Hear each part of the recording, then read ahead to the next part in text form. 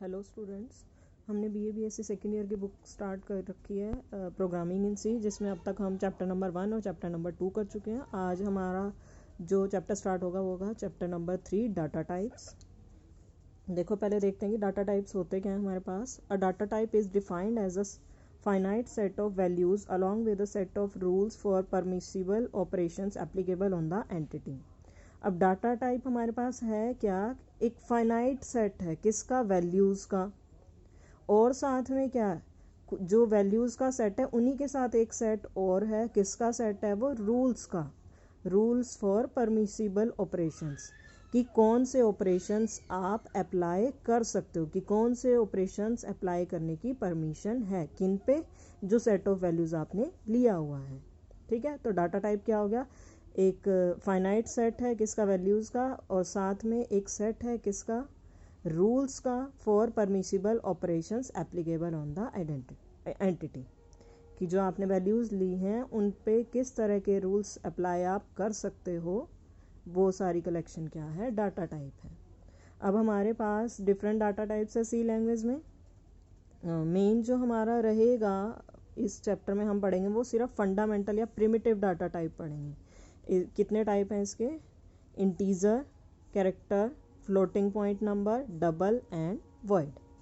सबसे पहले देखते हैं इंटीजर हमारे पास क्या होता है। Integers are most commonly use data type in C. Integers are use for all arithmetic and logical operations. The integer in C are declared as this.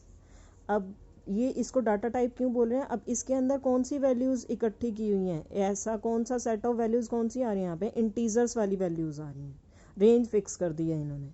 ठीक है, तो इसलिए फाइनाइट सेट बोल रहे हैं, अदरवाइज तो इंटीजर्स हमारे पास कैसे इनफाइनाइट सेट होता है ना।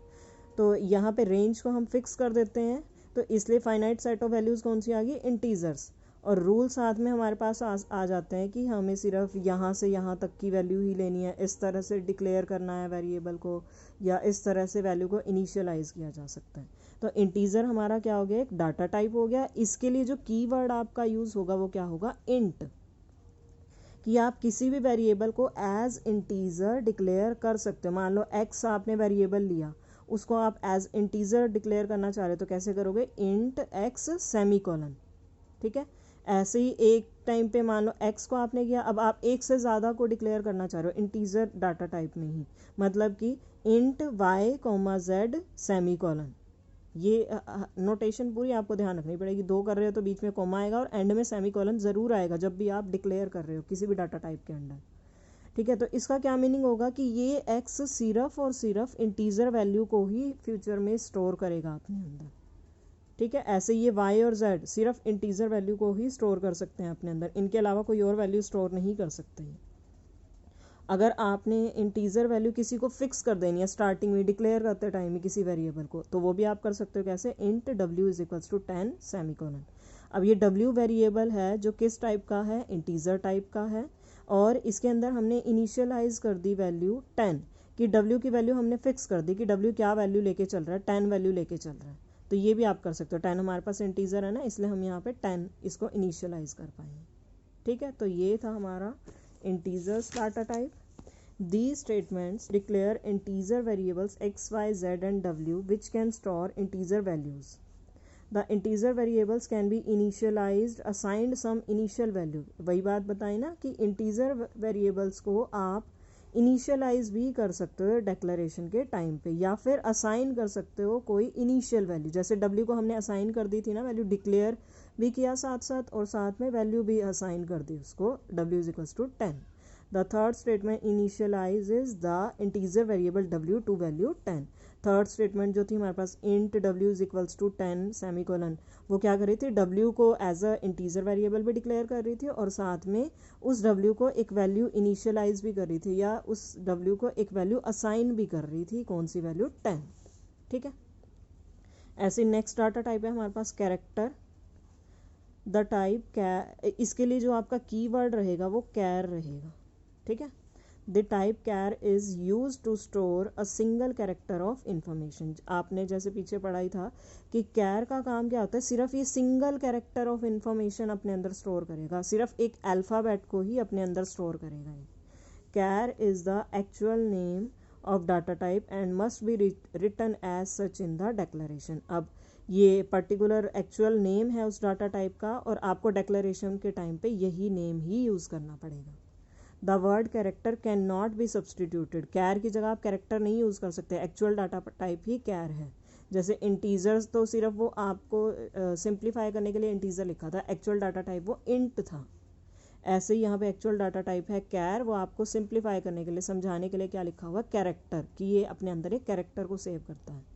ठीक है. A variable of char type can be initialized by enclosing a single character, alphabet, digit, special character etcetera. अब ये विद इन सिंगल कोट्स. अब ये क्या कर सकता है, कैर का काम क्या है, ये अपने अंदर एक single character of information means वो सिंगल अल्फ़ाबेट को भी सेव कर सकता है या सिंगल डिजिट को या सिंगल स्पेशल कैरेक्टर को. और जब आप इनिशियलाइज करने जाओगे तो उसको आपने सिंगल कोट्स में इनिशियलाइज करना है. इंट में क्या पढ़ा था, सीधा w=10 लिख दिया था ना, इंट w=10 सेमीकोलन, कोई इन्वर्टेड कोमा वगैरह कुछ नहीं आया था. लेकिन कैर में आपके पास आपको क्या करना पड़ेगा, सिंगल इन्वर्टेड कोमा में इनिशियलाइज करना पड़ेगा अगर आप करना चाह रहे हो. ठीक है. एग्जाम्पल्स क्या हैं हमारे पास यहाँ पे, कैर सी. अब ये सी एक वेरिएबल है जिसका टाइप क्या है, कैर. इसका मतलब ये अपने अंदर एक सिंगल डिजिट को स्टोर कर सकता है या सिंगल स्पेशल कैरेक्टर को या फिर सिंगल अल्फ़ाबेट को अपने अंदर स्टोर कर सकता है. कैर डी कोमा ई सेमीकोलन. ये भी क्या, एक टाइम पे दो वेरिएबल इन्होंने डिक्लेयर कर दिए एज ऑफ टाइप कैर. ये डी और ई अपने आप में अंदर अकेले अकेले एक कैरेक्टर को सेव कर सकते हैं, मीन्स एक डिजिट को सेव कर सकते हैं. एक से ज़्यादा नहीं होगा, वो या तो डिजिट होगा कोई या स्पेशल कैरेक्टर होगा या अल्फ़ाबेट होगा. और यहाँ पे क्या किया, char name is equals to N semicolon. अब यहाँ पे इनिशियलाइज किया है ना इन्होंने डिक्लेरेशन के टाइम पे ही इस वेरिएबल क्या है अब हमारा, नेम को एक वैल्यू असाइन कर दी. क्या असाइन कर दी, कैपिटल एन असाइन कर दी. और कैरेक्टर टाइप में जब भी आप वैल्यू असाइन करोगे सिंगल इन्वर्टेड कोमा में उस वैल्यू को रखा जाना चाहिए. अगर आप नहीं रखते तो ये एरर शो करेगा जब आप प्रोग्राम में रन करोगे. ठीक है. These statements declare character variables C, D, E and name which can store a single character of information. The character variables can also be initialized at the declaration time. The third statement initializes the character variable name to character n. वही सारा explain किया हुआ है जो मैंने बताया कि single character को सेव करेगा, यहाँ पे वही डिक्लेयर किया हुआ है, यहाँ पे इनिशियलाइज किया हुआ है साथ में. ठीक है. दो टाइप होगी हमारी, हमने इंट टाइप पढ़ी और कैर टाइप पढ़ी. अब हमारे पास है फ्लोटिंग पॉइंट टाइप. ठीक है. Floating point numbers are numbers having a decimal point. Integer में कभी हमने डेसिमल नहीं देखे ना. फ्लोटिंग पॉइंट नंबर आपके पास मान लो कभी ऐसा क्वेश्चन आ जाए सॉल्व करने के लिए जिसमें आपको डेसिमल वाले नंबर्स को यूज़ करने की ज़रूरत पड़ रही है, तो उसके लिए कैसा डाटा टाइप है हमारे पास, फ्लोटिंग पॉइंट टाइप है.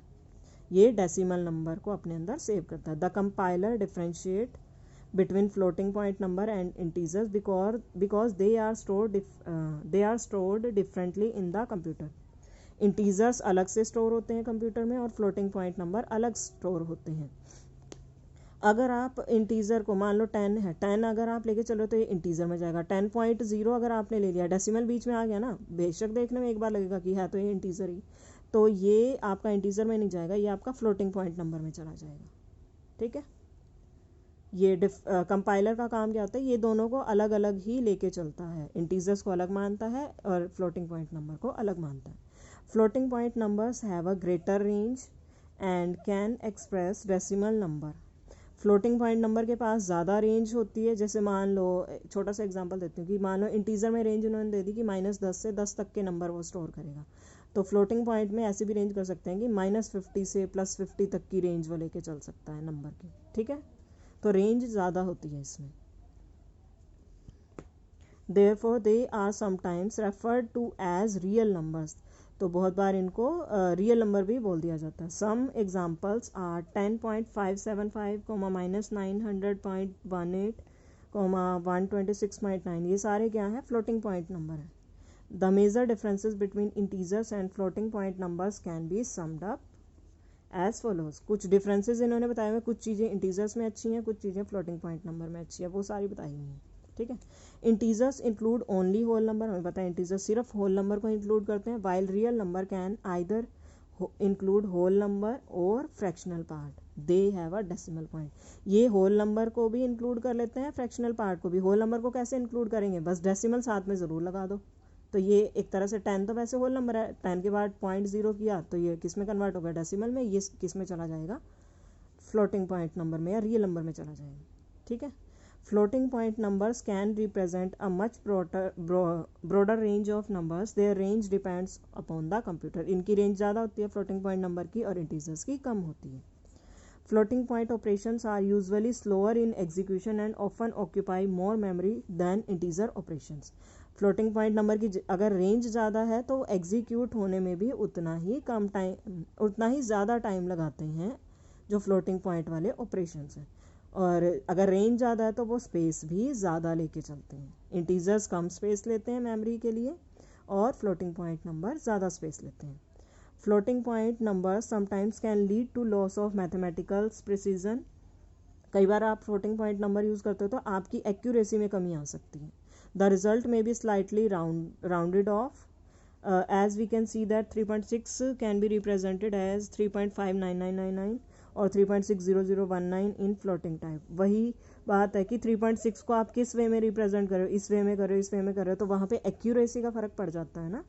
तो इसलिए इंटीजर्स में तो वो चीज़ एग्जैक्ट होती है, क्योंकि 10 है तो वो 10 ही रहेगा। 10 को आप चेंज ही नहीं कर सकते इंटीजर में, आपके पास कोई ऑप्शन ही नहीं है। 10 को 11 तो लेके जा सकते हैं ना, तो वो एग्जैक्टनेस आपकी इंटीजर्स में रहती है, और फ्लोटिंग पॉइंट नंबर में वो एक्यूरेसी थोड़ी कम हो जाती है। Both are stored in different formats internally. Integers are stored as ordinary binary numbers, while floating point numbers are stored into two parts, a fractional part called mantissa and an exponent part. Both parts are stored in binary form. दोनों जो integers हैं और floating point number अलग अलग type से save होते हैं, अलग अलग फॉर्मेट में सेव होते हैं। इंटीजर्स सिर्फ ऑर्डिनरी बाइनरी नंबर्स की फॉर्म में सेव हो जाते हैं, और फ्लोटिंग पॉइंट नंबर दो पार्ट्स में सेव होता है, एक फ्रैक्शनल पार्ट और एक एक्सपोनेंट पार्ट। ई के बाद वाला जो पार्ट है वो एक्सपोनेंट पार्ट, ई से पहले वाला पार्ट मैंटीसा पार्ट। ये आपने पिछले चैप्टर में पढ़ा था, कौन सा होता है। Floating point numbers are expressed in scientific notation. Scientific notation में इसको आप एक्सप्रेस करते हो, जैसे ये हो गया 987.65 E4, ये क्या साइंटिफिक नोटेशन ही तो है। ये हमारा फ्लोटिंग पॉइंट के लिए, फ्लोटिंग पॉइंट नंबर के लिए हो गया। और नॉर्मली आप इसको कैसे करते हो डिफाइन, इस फॉर्म में लेके चले जाते हो या इस फॉर्म में लेके चले जाते हो, तो फ्लोटिंग में वो साइंटिफिक फॉर्म में उसको रिप्रेजेंट कर देता है। आगे एक दो एग्जांपल दिए हमें डिक्लेयर करने के लिए।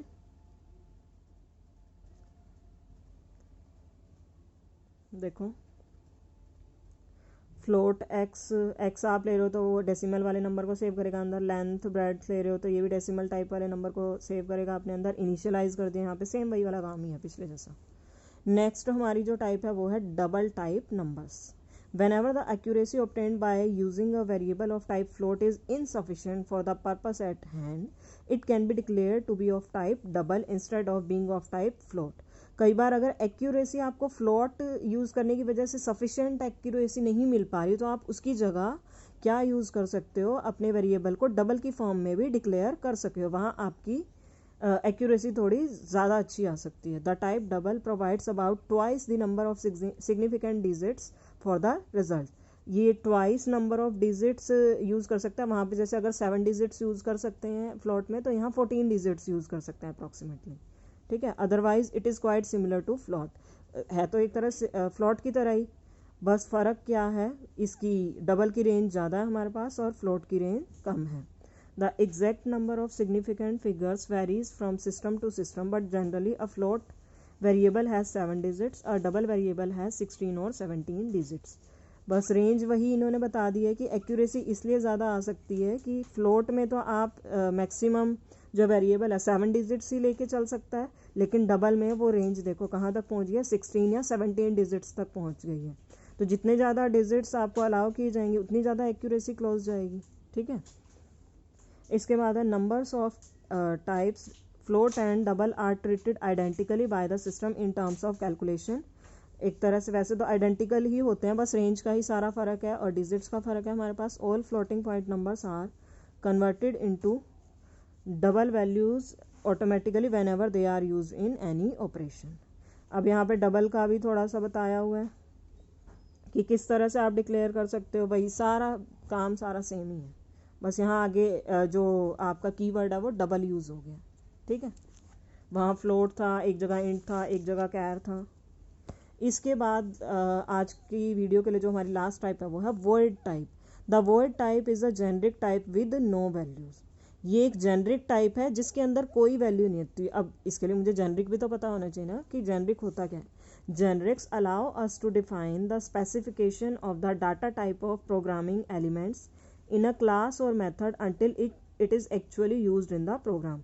जेनरिक हमें क्या करते हैं, अलाउ करते हैं किसी डाटा टाइप को यूज़ करने में, कि जैसे आपके डाटा टाइप कौन से चले गए पीछे, इंट हो गया, फ्लोट हो गया, कैर हो गया, वो सारे डाटा टाइप को आप यूज़ कर पा रहे हो किसकी हेल्प से, जेनरिक्स की हेल्प से आप यूज़ कर पाते हो, ठीक है। जब तक वो एक्चुअली प्रोग्राम में यूज़ नहीं होते, तो आप जब तक जेनरिक यूज़ नहीं करोगे तब तक आपके लिए उनको डाटा टाइप को यूज़ करना थोड़ा डिफिकल्ट होगा। या फिर क्या कह सकते हो, generic allow us to write a method that can work with any data type. Generic ही है जो हमें अलाउ करते हैं किसी भी मेथड को लिखने में, और वो मेथड आगे किसी भी टाइप के डाटा टाइप को यूज़ कर सकता है या किसी भी डाटा टाइप के साथ वर्क कर सकता है वो मेथड, ठीक है। तो जेनरिक समझ में आ गया। तो वॉइड टाइप क्या हो गया, एक जेनरिक टाइप ही हो गया। वो उसका काम भी क्या होगा, इसकी हेल्प से आप क्या कर सकते हो, अलग अलग डाटा टाइप्स को यूज़ कर पा रहे हो इसकी हेल्प से ही, लेकिन इसके पास अपनी कोई वैल्यू नहीं होती। It is generally use to specify the type of functions. Specify करने के लिए होता है, स्पेशल टाइप के फंक्शंस को स्पेसिफाई करने के लिए। The type of function is said to be void when it does not return any value to the calling function. अगर कॉलिंग फंक्शन को कोई वैल्यू रिटर्न नहीं की जा रही तो इट मीन्स वो फंक्शन कैसे टाइप का है, वॉइड टाइप का है। वॉइड मीन्स खाली, एक तरह से जो रिटर्न ना करे कुछ भी, जिसके अंदर अपना कुछ हो ही ना। Void can also play the role of generic type such that it can be used to represent any of the other standard types like int, char, float, double, वही चीज़ होगी ना।